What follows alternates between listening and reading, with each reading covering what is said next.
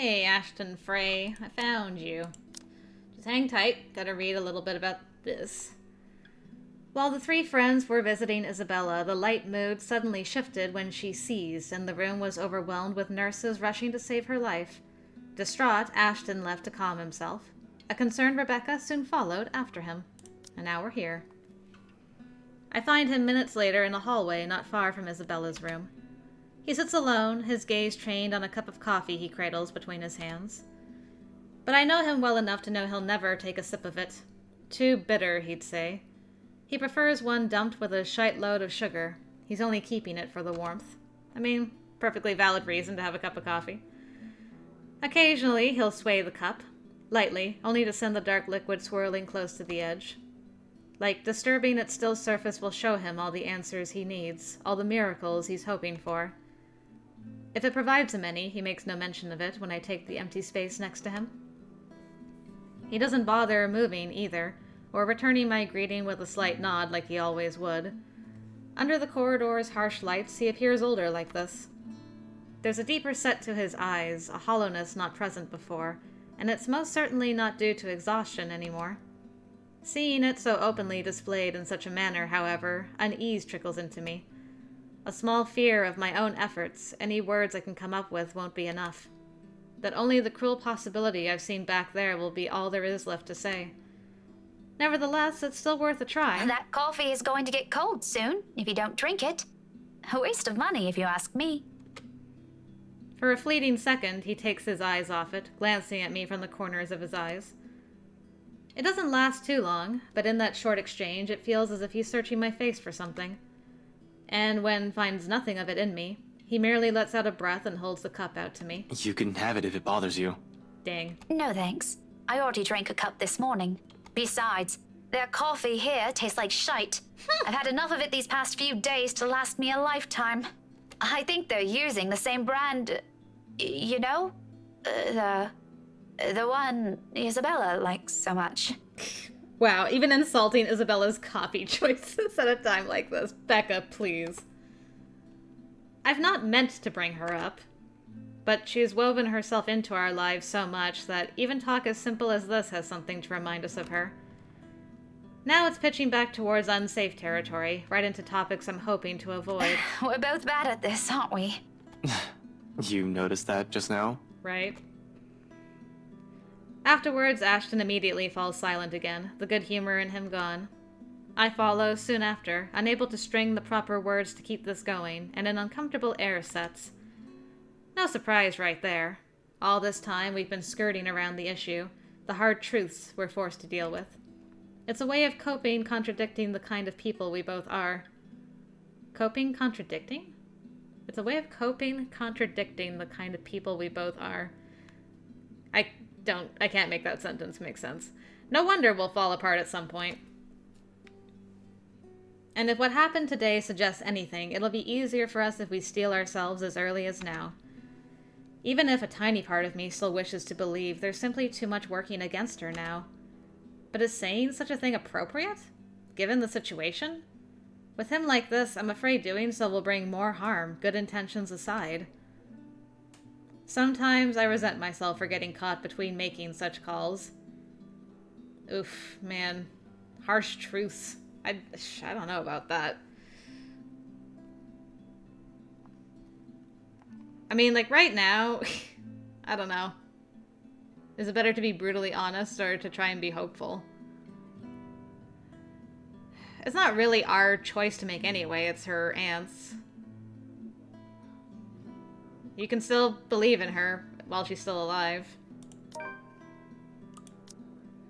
That's good. So I pull back, rein in the cold hard facts as well as every truth that will hurt.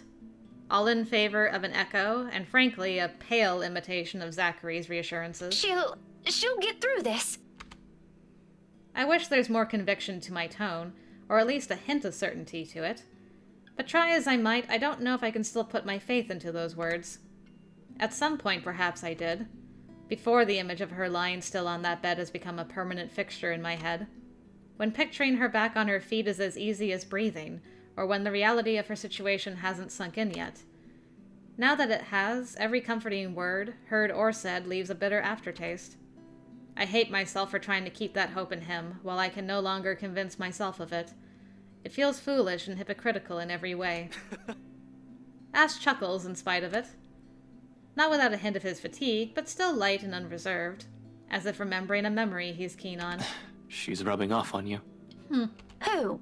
Belle? Please, we're poles apart. A few years ago, maybe, but you're more alike than you think now. Otherwise, you wouldn't be saying that. Maybe it's just Zachary. You know, the big guy can also be like that. It's why Belle and him get along well. You don't hang out with him that much, though. I have the last couple of days. In fact, if another person were to look at you and Scaredy-Cat, they'd probably think she's the childhood friend, not me. You know, that is fair. That gives me pause. More than anyone, he's the person who I'll always have a place for. He should know that. Yet I can't bring myself to refute it, or even be angry at him for the suggestion. There's only laughter when the question comes. Are you jealous, then? Not really. It's hard to be when it's someone like her. Aw. It answers everything and nothing, but the hushed note his voice takes speaks volumes. Of things he will never openly state. Of questions we never thought to ask until now. How different would it all have been without her? If she never moved next door? If she never dropped her passport that one autumn morning at the park? If Ashton had not found it? Ah, so that's how they met. If she never had the unfortunate luck of finding something horrid left in that sofa. Man, all these little things. Endless possibilities, but at the heart of it are two things I will hold true.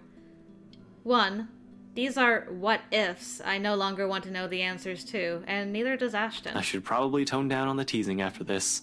That's a good idea. Probably. I might still do it, maybe once or twice a month. She makes the weirdest faces when she's annoyed. You troll. It's priceless. But I'm sure she'd appreciate that. You were pretty merciless. Yeah, I owe her an apology. For a lot of things. Not just about the movie house. There's plenty of other stuff. I think I will. Apologize. I mean, when she gets better. Ba-ding, ba-ding, ba-ding. Oops, I went too far. Rebecca found Ashton sitting alone in another hallway, a cup of coffee in his hand. She reminded him that their friend's a fighter. She would get through this. In a better mood, Ashton remarked that she was starting to sound like Isabella, and also vowed to apologize to Isabella once she wakes up. We both lapsed into silence after, sitting side by side, simply enjoying each other's company, like how we often did as children. But it is in this moment the second truth resonates. Things have changed. Sometime between meeting new people and letting them stay, something has shifted. Although he may never regard me with the same longing he has for her, this man, this dense, clueless man, offered constancy my own family couldn't afford to give. No matter the depth of the anger and hurt I've harbored that night, I doubt this man will ever lose his place in my life, and I in his. And even with the hollow ache his next words bring... I just wish I could have said it to her a long time ago. Before any of this happened. I do care about her. Despite everything. Only a hum of agreement makes its way to my throat. An acceptance. I know. No further words are exchanged after that, and perhaps it is for the better. Hey, Zachary. The quiet stretches on further until Zachary shows up in search of us. By this time, the seconds and minutes have already blurred together in my mind. It must not have been that long, though, from his expression. Dark circles under his eyes, red rimming its edges. It's as if he has spent another night on a vigil. Ashton tenses the second he catches sight of it, a multitude of expression flashing across his face. Confusion, apprehension, dread, all in under a minute till it settles back to his usual impassive mask. If given the chance, he'd probably run back there to see for himself, but Zachary raises a stalling hand before he can think of it.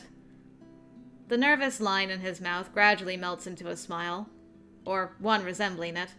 Lately, seeing a genuine one on any of us seems almost like a luxury. Nevertheless, Ashton lets it ease him. There's nothing else, after all. She's stable now, but they've placed her back in a coma. Understandable. She'll be under observation for the rest of the day, so No visitors for now. Still not the best news we've heard in a while. I don't think it's what Ashton's hoping to hear either. We're back to square one.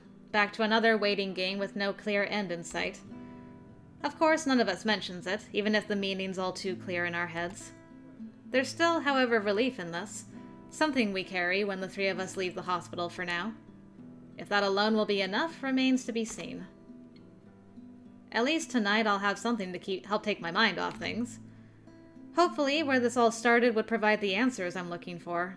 That'll be one less thing for me to worry about, if so. And now we go to the party. Alright.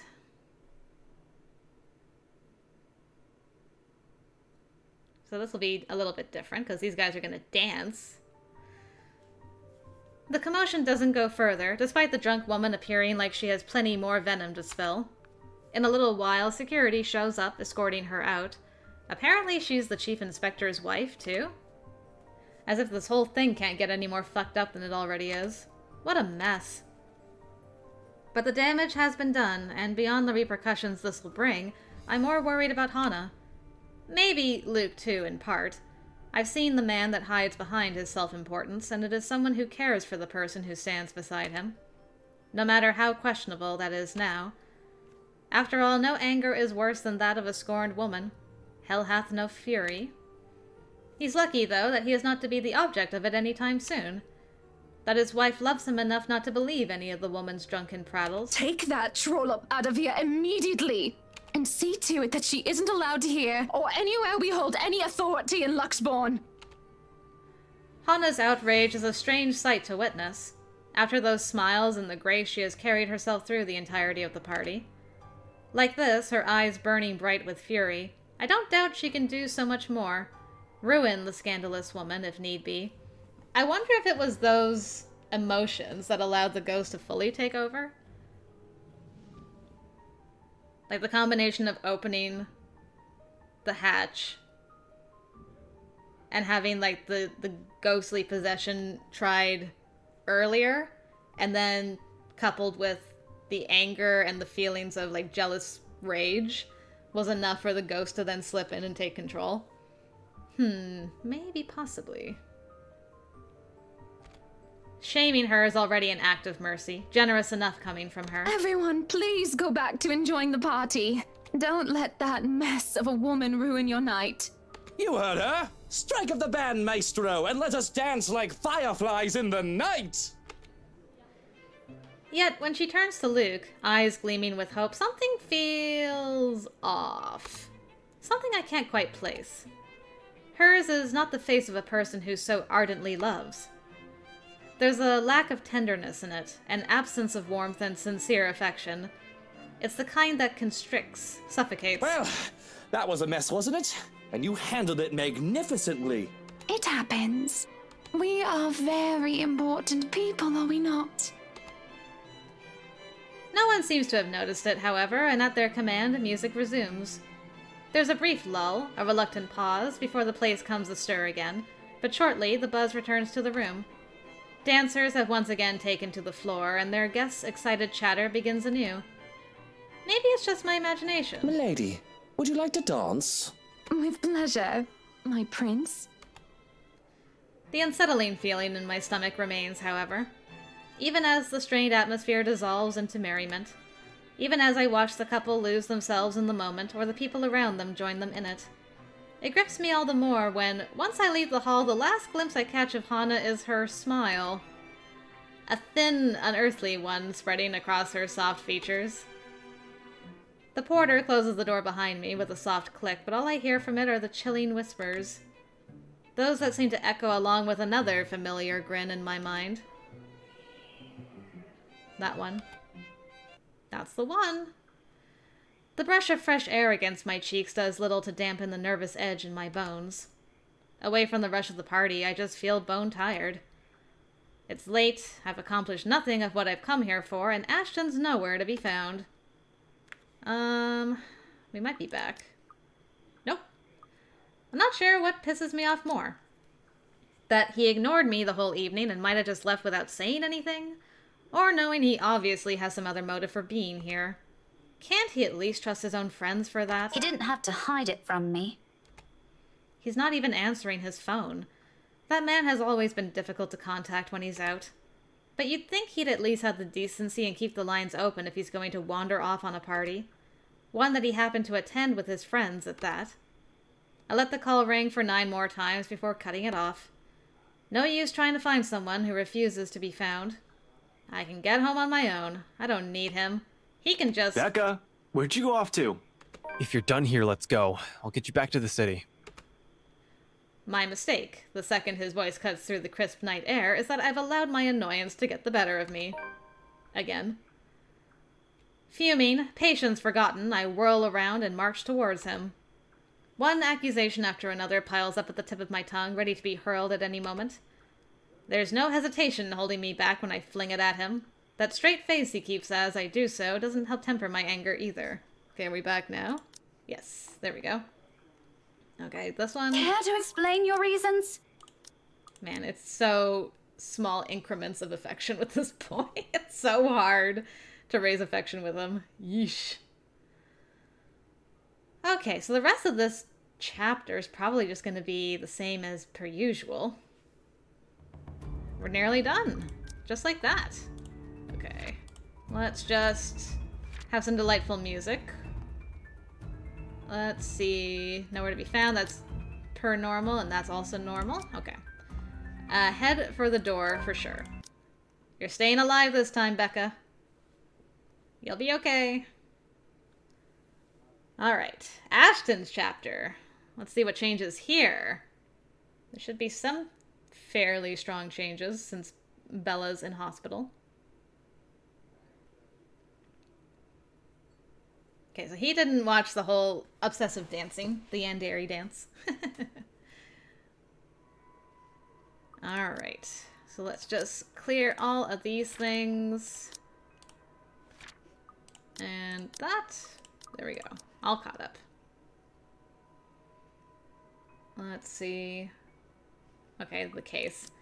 That one seems to bite back at me more often than not lately if what happened at the hospital is meant to convey anything. This is probably the universe telling me that it's better to remain the skeptic I really am. Now here I am standing useless.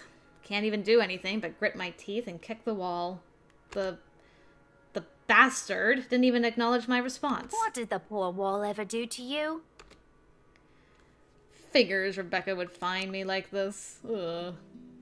It's confidential. It's confidential, Rebecca. There we go. Get that affection up. If another person important to me ends up in the hospital because I didn't listen, there wouldn't be enough regret in the world. Fuck, I almost came close to losing Isabella. Well, glad to hear you're talking to someone, at least. Even if it's not me. You sure you're not bothering the professor or anything? Don't you be a cheeky brat now. I'm sure he's a very busy man. Okay. Skipping through all of this. And don't count Isabella out yet. No matter what the doctor said, Thanks, Zach. I appreciate you encouraging me. Okay, we're good. I want to believe she'll pull through. Me too. We'll manage, one way or another. Don't make it sound so easy. We have no idea what we're dealing with here. I still don't know if it's possible to, like, for her to come out of the coma or for her to not come out of the coma, depending on choices. But I guess we'll find out. Alright. Okay. Oh, we did skip some things. However, this little detail had been bothering me since one of the investigating officers brought it up. Even the news has picked up on it. Most of the victims are employees of the same company before their untimely deaths. Briar Realty Corporation. However, my suspicions are mine for the moment. Okay. Are we good? Yes, we're good again. Traffic cams were useless. And those were supposed to be high def to begin with. Damn, huge waste of taxpayers' money when we can't even use it when we need it. The people at Tech have been at it since we got hold of the footage, and all they managed to salvage was a scant few seconds before she crossed the road. How does that help? Well, there must be some use in that alone. Like, maybe someone pushed her? There was no one else. She just stopped right in the middle of the road. Just right in the fucking middle. It's like there was something there that prevented her from crossing. I just don't know what. Zach, Isabella's not that stupid. There was something there. That's what made her stop, and the traffic cams didn't catch it. Something or someone. Someone was there. Sure, I could also check the station for full reports. That's the easy, semi-legal way. Okay, I think we're back. So he just had like a random flashback to his talk with Zachary. Best thing that can come out of this is that Isabella's right all along. Worst case scenario, I find evidence that would implicate BRC or Luke Wright in a crime, and my meddling, if I'm not careful enough, makes it inadmissible in court. Okay. Not gonna lie, I kind of got nervous when it stopped on the elevator. I still have PTSD from the elevator. Searching for what I need would be a whole lot easier if Isabella were here. Maybe she'll even tell me more about the sudden layoffs. She has always been... Focus, Frey. There's no point in whining or dwelling any longer on it. That's why I'm here in the first place. Without her, I'll just have to do this the old-fashioned way. I'm a detective, aren't I? Besides, the longer I take here, the riskier the situation becomes.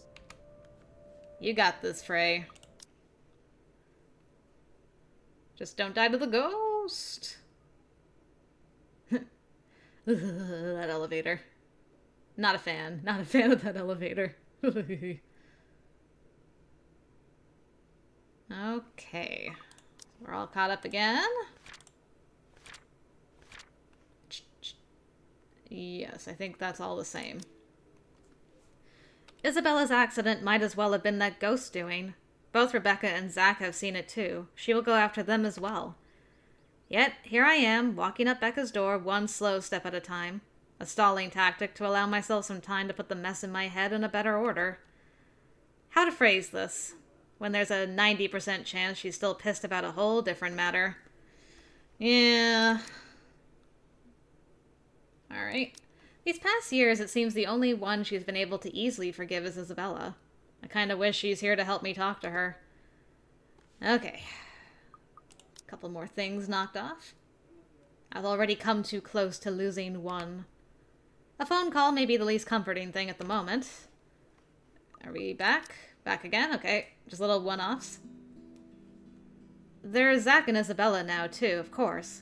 I'll always be thankful for having them around. The worst times before, however, Becca was there. He still cares about you, girl.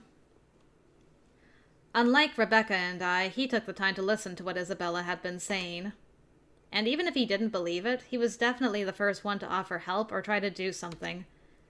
If he ends up in trouble doing whatever it is, so help me, I'm going to lose it. It's only an accident, but what happened to Isabella has proven that. Proven what? Ah, it's a different matter when it's someone you know, so it's hard to maintain a level head. Alright. Personal feelings will likely get involved at some point. It's starting now, actually. Hell, if only Isabella is here. All of Ashton's changes so far have been like, I wish Bella was here. I'd hold her hand and hug her and squeeze her and tell her I love her. But not really, because I'm terrible with words. Oh, Ash. Unconsciously, my attention drifts towards the closed door of her apartment, and it hits me the second my eyes land on it. A split second of idea. I didn't bother looking into this, because all this time I've assumed it's an accident. Okay. No. This is all new. Hey. But Cooper died. Isabella would have most likely received all the files for the Ermengarde mansion. In fact, she might not need to. They were partners, right? It's no longer a trainee-mentor thing. They both likely have the same copies of the documents. She might still be keeping some in her room. Something she hasn't been able to give us because the accident. However, immediately after that plot forms, guilt also rears its head. The fact that I'm thinking about breaking into her apartment leaves an uneasy twinge in my stomach. It's wrong. Zach in the back being like, oh, so when it's Bella it's wrong, but with me it's fine. The amount of times he's broken into Zachary's apartment is ridiculous. all of it is wrong. Inappropriate on so many levels of propriety I adhere to. If she's here, I won't even consider this. Oh, so when it's Bella and not your best friend Zach. Really now? But if she's here, will she allow it? My gaze swivels back to the door. It's as if the thing's inviting me. One thing's for sure, however. Knowing her, she'll do any possible means if it'll save her friends from this curse. She can be stubborn like that sometimes, and it's enough to harden my resolve. So, muttering a silent apology to her and swallowing my guilt, I reach up for my bobby pins and begin my work on the lock. In under a minute, the knob click, and I quietly slip into her apartment. Whatever I am to find at the end of this, I hope it'll point me in the right direction. Despite her aunt having brought most of her personal stuff to the hospital, her room's still a mess of things she has accumulated over the years. Papers, instant noodle cups, photographs, and posters all over the room. No matter where you look at this, the place simply has Isabella written in it. Just 5 years, and she's left this big of a mark in our lives. I'd be lying if I say her presence didn't change a lot of things. In Zach, in Rebecca, in me. Okay, are we back? Yes. Clients. Noodle cups and things. So cute. Granted, it's not yet too late for her. She may still recover, but now there's only regret. A badge, a gun, and I can't even protect my own friends.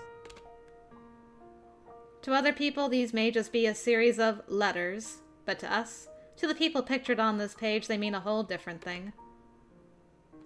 Alright, I think we're back again. Yep. Zach just slid into the apartment. Alright. Vague clues. Oh, well that's unfortunate. Stuff Isabella had been looking into before her untimely death. Spoilers? Or is that just a node that did not get activated for this particular diary entry?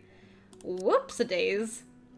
Anyway, you're doing good, Z-Man. You're good. It's good to see you. Okay, and now Becca's here too. Grand. Noogie. Are you alright? You okay? You're limping. There we go. As expected, she tries to hide it. This time, when she squirms from my grasp, it's with enough force she almost stumbles back if Zach has not caught her by her elbow. Okay, so Zach catches her this time.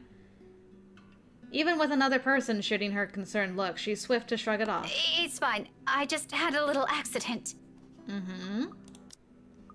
Little accident. Hard to believe when her other arm's nursing the supposedly fine arm. Zach doesn't appear to buy any of it either. Really? In a library? Don't they have some sort of safety protocols there, like reminders and those kinds of stuff? Ah, yes, the safety reminders. Well, yeah. It kinda caught me off guard. Something's happened there, hasn't it? I don't have to elaborate on the question further. Okay, so this is all... I wonder if it's because we don't usually get this scene when Bella's not around. Because usually if Bella's dead, we have a whole different dialogue with Becca, but this time we notice that she's limping. Don't know if it's because our affection with her is so high or what it is, but okay. Shortly, she goes very still, and the hand placed over her right arm shifts ever so slightly, its grip on the limb tightening. Not too firm to hurt, but just enough for a gesture of comfort for herself. Warily, she casts a glance at everyone in the room. It strikes me seconds later how utterly familiar her expression is. It's the same one I've seen far too many times in Isabella. Since that day at the movie house, every time her attempts to warn us have been so rudely dismissed. Let me see. Rebecca hesitates for a moment. Then, after a minute of consideration, she sighs and reaches for the hem of her sleeve, raises it just enough for us to take a good look at it. Not swollen, but a large portion of her skin starting to turn an ugly shade of purple. Oh, that is gonna be one hell of a nasty bruise. Tell me about it. It was a library cart that hit me. You know, the old metal ones they keep near the history section. Ouch! Like I said, nasty. Is it the woman you mentioned? The one you said was sitting in the back of your car? Yeah, I was in the archives, looking something up. Suddenly, she was just there. Ash, she was using my own students against me. What kind of terrible person does that? Okay, we might be back now. Oh, it makes my Nope. blood boil. This all counts as new. Okay, that's fine. You should have just ran. That woman's not something you can hit with a book. Plot twist, she is. Laugh it up, Ashton. I did. Then the bloody cart came out of nowhere. And you know what? If it weren't for a damn book, I would be dead by now. Dead, she says. Let's see. To Ashton's relief, Rebecca later called back. Soon, she showed up at Salem Well looking worse for wear. When the detective asked about it, worried, all the redhead could give was a frustrated answer. Fortunately, before the topic turned grim, Zachary stepped in. Silence descends in the room as the gravity of that one word hits all of us. Dead. How many more close calls do we have to go through? How many deaths do we have to witness? How long can we keep this up? We're bound to break at one point. No normal human being with a sane mind can last like this. Losing people important to them, one by one, right in front of them. Maybe with the diary entry it updated enough? Nope. Or I might have done a little bit. Nope. Wishful thinking on my part. I've already come close to losing Isabella. I'm not losing Zach and Rebecca, too. Let's leave these issues for now. There are some things, a lot of things, you guys need to know. Well, if this is gonna be long, you better get a quick remedy for that arm. Let me fetch you one. That marks the end of it, at least for the time being. And as soon as Zach returns and hands Rebecca the remedy he promised, the mysterious remedy, we get straight down to business. Surprisingly is easy considering the rigid air in the room. Although there's some tense fumbling for words at first, the whole conversation gains steam once what happened last night at BRC has been put on the table. All at once, everything we've brushed off, carelessly ignored, and rudely dismissed had been laid out for close scrutiny. Zach's encounters with the woman and his dreams, Rebecca's close brushes with death every time she appears. The dread, the fear, the terror she brings out even in the bravest of us. Everything. Because no matter how bleak this all seems, there must still be a way out of this. There has to be, logic be damned. Or at least that's what I would like to believe. There we go. Sooner or later she'll get us like she almost did with Isabella. Before that happens, I have to put an end to this. Nice. Okay. Grand. Don't have to be chased out of here by her again. Alright. I wonder how similar this fight will be, if it'll be a little bit different. Possibly. Easy to forget one of us is still fighting for her life, desperately holding on to it because she can be quite stubborn like that. Alright, it's their appearance that betrays the mask. Isabella would never let me hear the end of it if she was here, though perhaps it is for the better she isn't here to see us. Knowing her, she'll worry, despite what goes unsaid between us. Okay. With one of us absent, the world has an awful sense of humor.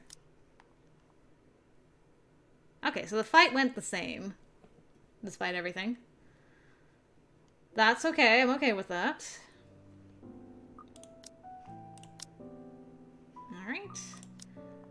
For the sake of the one we've almost lost, instead of the one we've lost, if I can help it, I don't want her to wake up to this nightmare. It'll only break her. She'll blame herself. It's just funny how it took all of this to spur these kinds of thoughts in me. I can't even remember the last time something like it has occurred to me. For some reason, after seeing one harrowing thing after another, I've simply forgotten. Why are you suddenly smiling like that? Huh? Oh, no, I was just thinking about something. Well, it better be something that'll get us out of this mess. What makes you think I know how to fix this? Until 2 days ago, I didn't even believe a word you guys have been telling me. Zach, I function better when I'm dealing with homicide cases. Don't we all? Okay, I feel better. You're my bud, Zach. Never forget.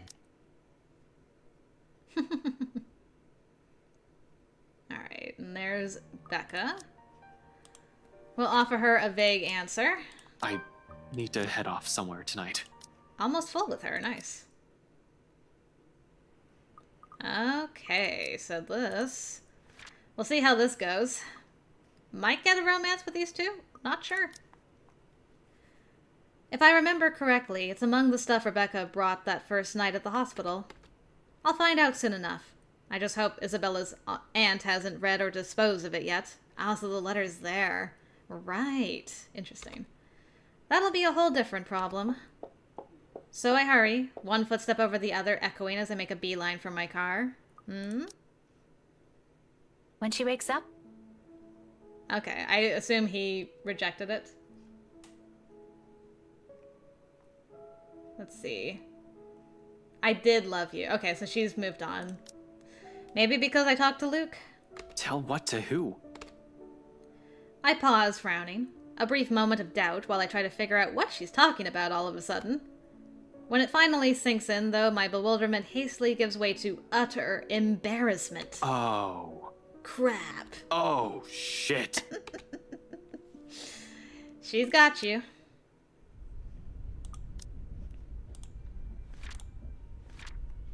Don't. Okay. She only wanted him to know. The wind has already picked up upon my arrival at Ermengarde Hospital. And we're back. Somewhere the faint sound of thunder booms, filtering even through the concrete walls of the place. Though sparsely manned around this hour, the on-duty nurses' lively chatter easily fills the lobby.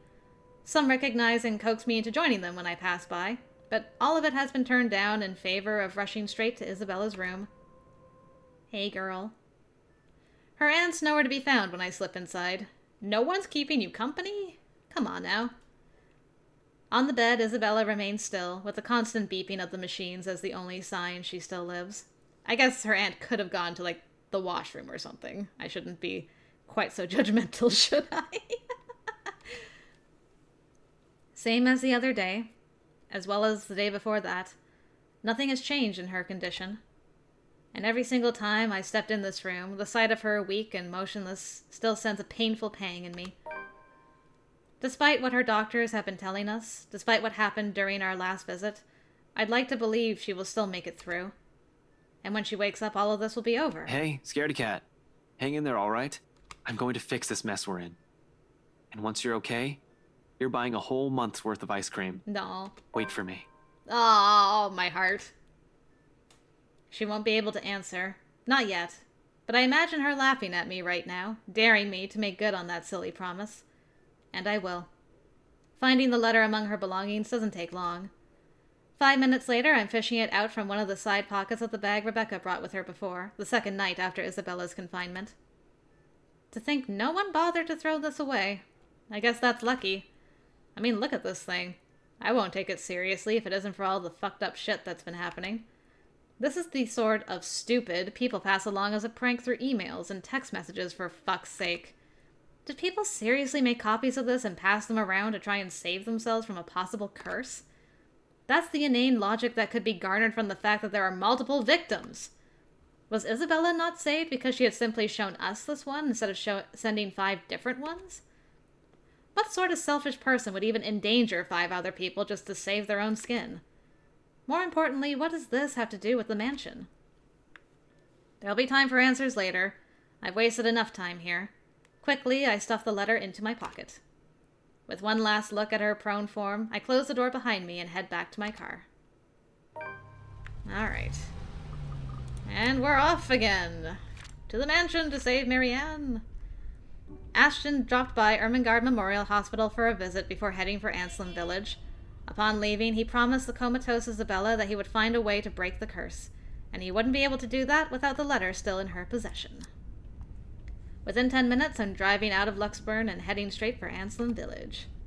In the distance, flashes of lightning light up the horizon, white and sharp against the black curtain of the night. Thunder threatens with a rumble, seconds later, echoing long across the heavens. And with one last roar, the skies open in earnest. All right. Let's go. Maybe the mirror ghosts will have something new to say to us this time. We'll see. What about Isabella? They do. You guys always have so much to say, I tell you. She warned you, didn't she? And you think you deserved even an ounce of her love? How dare you even confess your wretched feelings on her bedside? Ooh. You can't even save her. You can't even do anything for her. How dare you confess your wretched feelings? Ooh. You're the one who took that letter off Isabella's hand that day. You're the one who opened it. How does it feel, I wonder, to know you're responsible for all of this? What do you think I'm doing? Why do you think I'm still trying to fix this? Don't listen to them, Ashton Frey. They speak nonsense. Don't let them in your brain.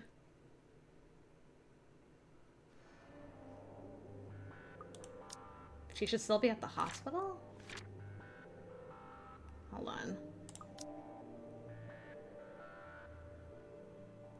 What? Ashton... So he hears her voice.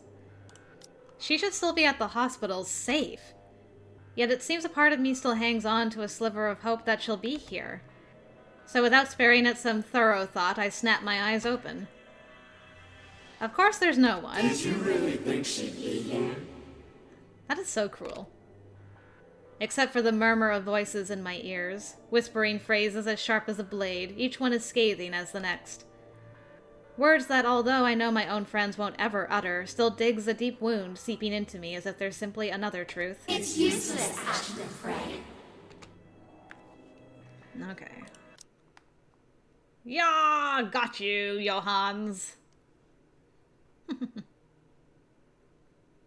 Okay, now we're running through Horrorville. Okay, so this actually plays out the same. That's interesting.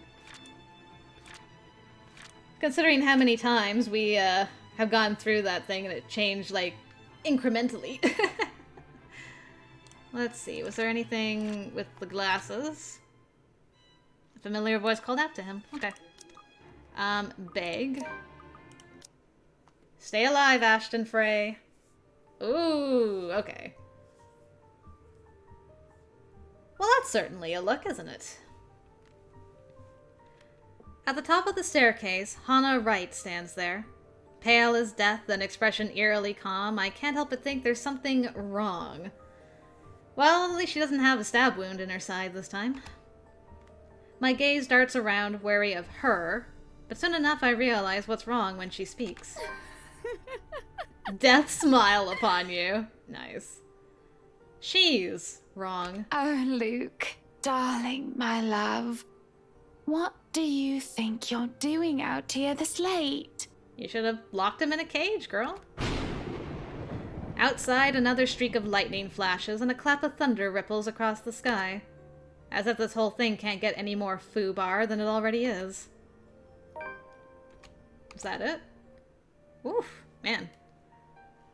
That was quick. So I assume this is going to start right from the get-go as completely different with Luke. There at the top of the grand staircase stood Hannah Wright. Because there was one line of branching tree that never got explored, and I assume this is it now. Another long and exhausting day at work, and I still have much to do. Sometimes I wonder why I still bother. I can surely afford to retire, leave the businesses to trusted colleagues. Even if they make enough to only break even, I have enough money to last us a lifetime or 3. I could send 7 children to college if I had any, not that I plan to. But the problem is obvious, isn't it? I don't trust any of the lot. It has to be me, because they might get it wrong.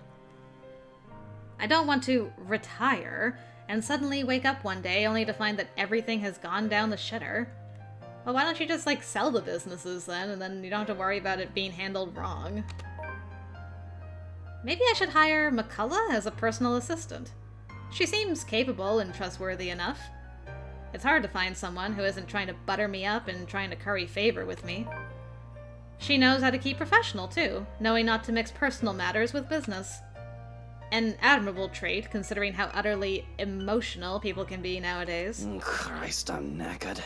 Or do I have to kill to a fewer problems around here? I'm not really allowed to complain. I chose this path.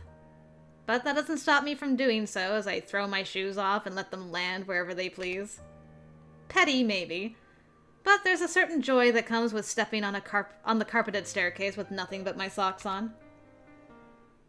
I'll accept no distractions. I can call up Strokin for a sandwich, but that's probably it. I've got a suitcase filled with contracts to check over and sign before I can retire for the night. I'm also waiting for a call from Suarez for any new updates regarding the IT leaks. A real cause for concern. It's the reason there have been investigations on me. Had it been a new thing, I would let it run its course. But it's been going on for far too long, near 3 years for me to just take on a passive role in the affair. I've only kept my head this far because I've managed to mitigate some of the damage with several favors. And some grand puppeteer to ensure the high-profile law enforcement and government officials keep me out of trouble. But who knows how long it can stay that way. Powers are shifting and the current can be unpredictable. This whole exit business is already shaking things up and is upsetting the balance. Haha, interesting. It's only with great care that I stay where I am, but the smallest of efforts can unravel all that I've done. It certainly won't help if I am being accused of things, whether I'm guilty of them or not, because some computer chump thinks he can play a game with me. And, well, shit. It'll be a miracle if I get to sleep tonight, though that is hardly surprising news. But before I can even take a step into the study, a voice from the bedroom calls out to me. Luke, darling, you're finally home. Darling. Why don't you be a dear and come in here? And I hesitate for a moment. I do have work to be done, but I suppose greeting my wife as I get home is only proper. I've already been gone for most of the week, unless I needed to be here for work on the house. So, with a sigh, I head towards the bedroom. Oh! Wow, that is a look. Whew. For someone who's pregnant with twins, damn, girl. The feelings that come to me as I enter the room are definitely mixed. Yeah. I want to know, like, how long she was waiting there for, like, this moment. For one, I am somewhat floored by the sight that greets me. Then there is confusion. Exasperation is strangely there as well. And as to be expected, there is desire. She is a divine goddess. Or rather, she is a horrible temptress. What man wouldn't be attracted by that? I guess they could be a sausage jockey. Luke, I swear. But that is beside the point, and is not relevant to the situation I found myself in right now. This is nice and all, but why does she have to go and do this now of all nights? My love, the bed is awfully cold without you. Slutty Hana, oh my gosh. The matter of the fact is, I've never seen Hana all primped up like this since our first year of marriage. There must be something special to bring on such an act. Our wedding anniversary has already passed, so that can't be it. Hana's birthday is in April, and mine is in August, so it can't be any of those either. So what in bloody blazes brought this on? Is Hana drunk? Why don't you just, take a rest? I'll be busy all night. Take a rest? Is that answer too cold? I don't mean it to be. She certainly doesn't look amused. Come on over and stop being a boring old man. Work can wait. Maybe I can entertain her just for a while? It is a tempting idea. But no, I'll never get any work done that way.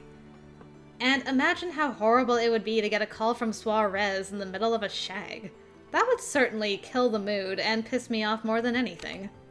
Because, you can't, like, silence your phone for 5 minutes. It'll be even worse if Kylie steals the phone from him, as the little anchor biter is prone to do unless her father is locked in a room. Just thinking about the possibility is weird and turns me off from even trying anything. I'm afraid it can't, Buttercup. But hey, it's Sunday tomorrow. We can go out for dinner right after.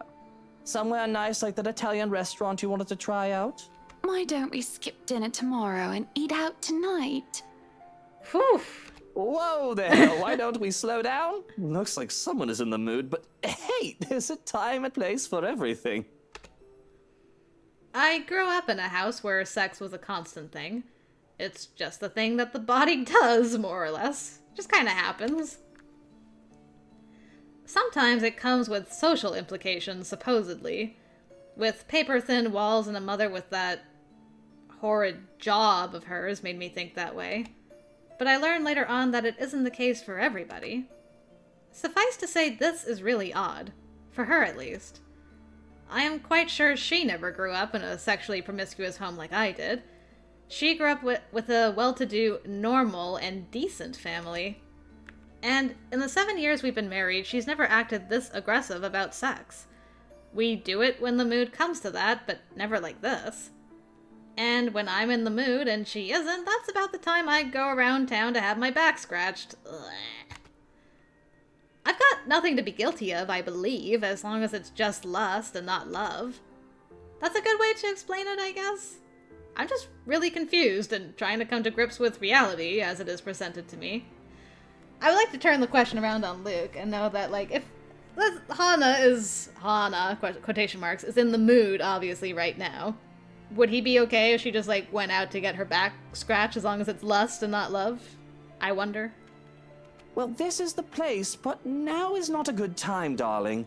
Like I said, I have plenty of important work to be done. Any other night, this would be great. Excellent, splendid. But not right now, okay?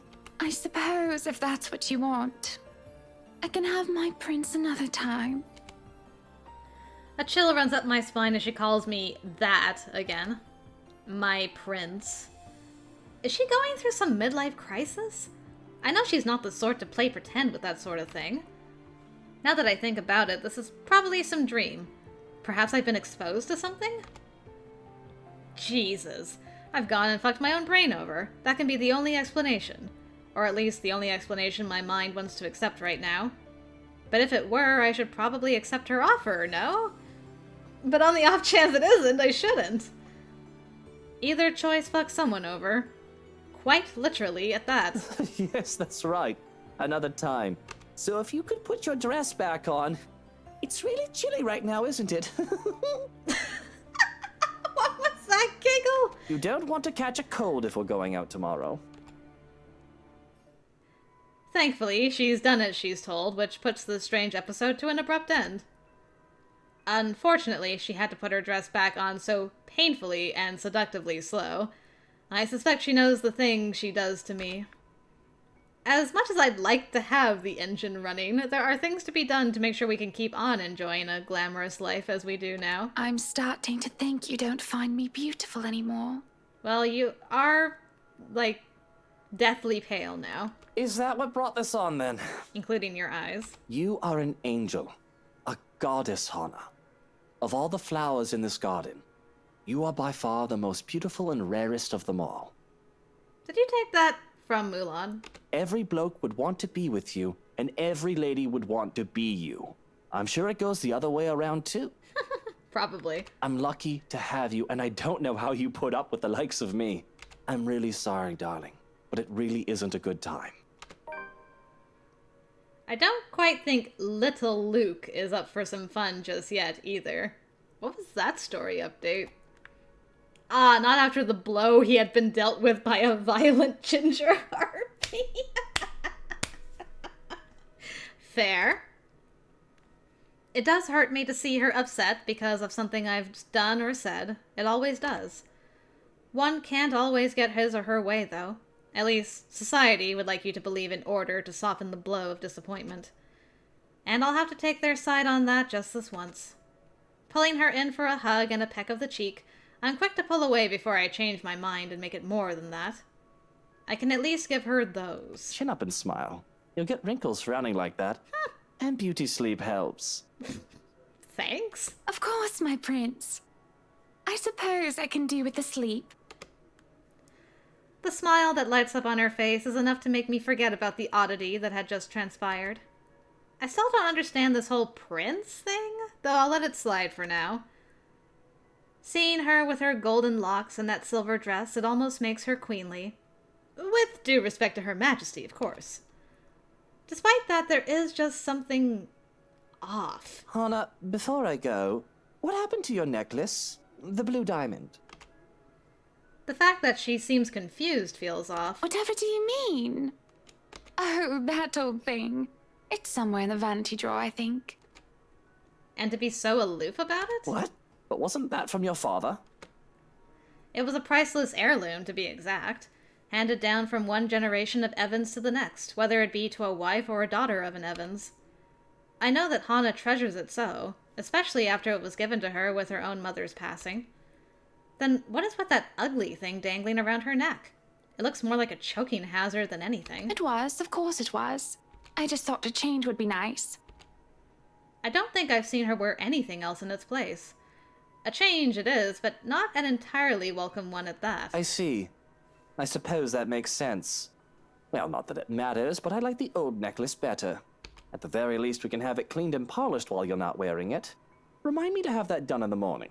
Whatever you wish, my prince. Right. You have a good night then, Buttercup. Right. With a shake of my head, I don't waste any more time than I've done already. Heavy suitcase in hand, I head straight into the study and dive right into the contracts. There's a whole stack of them too, mostly to do with property management. Nonetheless, careful work needs to be put into them, as with everything else. My attorneys have already checked them over, but I like to be precise. I'm not going to sign if there's even a single line I do not like. It's a long way into the night when a coldness envelops the room.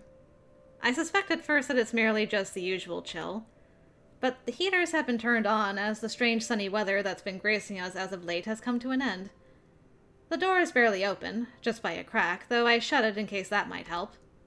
Satisfied, though not as much as I would have liked, the room still feels freezing, I make my way back to the mess of documents waiting for me at the table. Just a few more and I can get that well-deserved rest. Get out of this place and dive into warm comforts of my bed. Then maybe, if Hana's still up for it, well, it's more than enough motivation. Parking my rear back on the chair, I begin my work with the last of the blasted papers, more than ready to be done with everything and turn in for the night. Only for another chill to startle me to a stop. And that's when I feel the hairs on the back of my neck stand on end. Eyes boring at the back of my head, a brush of air just at the nape, and when I glance back... well, that's not creepy at all. Reflected in the lone portrait in the room, someone stands behind me. Just by the study door I closed moments ago, though I did not hear it open. Perhaps it is Hana trying to be sneaky, or Shrokin being a bellend of a spook as usual. Do I really have to ask people to knock before they enter? Seriously now, this is anarchy, and I'll have you know... I turn, but there's nothing. Huh. Must have been a trick of the light. Yes. It is getting late, and I should really go to bed myself. Just have to finish looking over a few more contracts, and... Yes, just finish signing these and I can have some rest. Maybe arrange for a day off in the morning. Do we have a drawn picture of the bedroom scene? No, it's the portrait. Okay, phew. Luke returned home, exhausted from work, only to be greeted by a very clingy Hana. Although her advances were appreciated, this abrupt change in her unnerved Luke. The man gently let her down before quickly retreating to his study. Late in the night, however. Sighing, I steel myself for a long night of dry paperwork. Still, the feeling that I'm being watched stays with me all through the night.